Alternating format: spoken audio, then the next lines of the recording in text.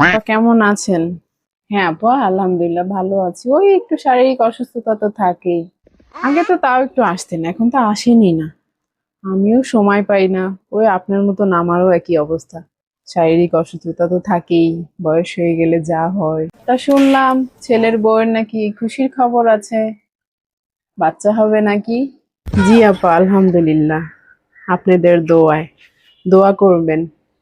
এখন এখানে রেখে দিয়েছেন কেন? বাপের বাড়ি পাঠিয়ে দিন না। আপনারা এখানে যত রাখবেন ততই খরচ বাড়বে। ওর পরিবার খরচ বহন করবে, আপনারা কেন করতে যাবেন? আর বাচ্চার যখন 6 মাস হবে তখন গিয়ে নিয়ে আসবেন। এত ঝামেলা করতে যান কেন? সবই বুঝতে পারছি আপা আপনার কথা, কিন্তু দেখেন ও এখন আমাদের ফ্যামিলির একটা সদস্য। ওর এখন সব থেকে বেশি দরকার ভালোবাসা, যত্ন। আর ও বাবার বাড়ি যাবে কি যাবে না সেটা একমাত্র সিদ্ধান্ত নিবে আমার ছেলে।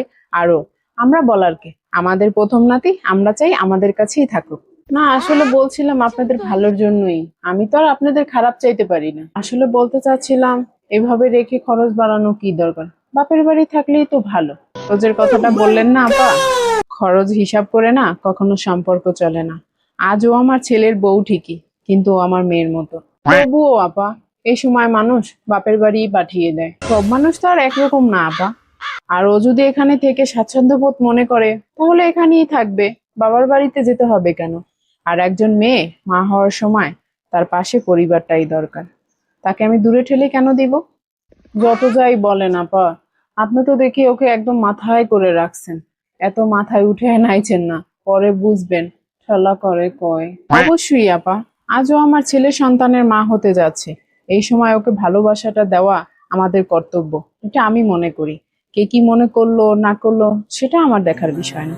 আমার ছেলের বউ, আমি সবসময় ওকে মেয়ের মতো আগলিয়ে রাখবো। তাহলে শোনেন আপা, একটা কথা বলি, কিছু মনে করেন না। নিজের মন মানসিকতা না একটু পাল্টান, দেখবেন এই দুনিয়াটা একদম সহজ মনে হবে। অবশ্যই এখানে আসছিলেন নিজের ছেলের বউর একটু বদনাম করার জন্য, কিন্তু সেটা আর পারলেন না। কিছু মনে করবেন না আপা। আসলেই মানুষের কোনোদিন উপকার করতে নেই। থাকেন আপা, আমি আসলে বাসায় যাবো, আমার অনেক কাজ আছে।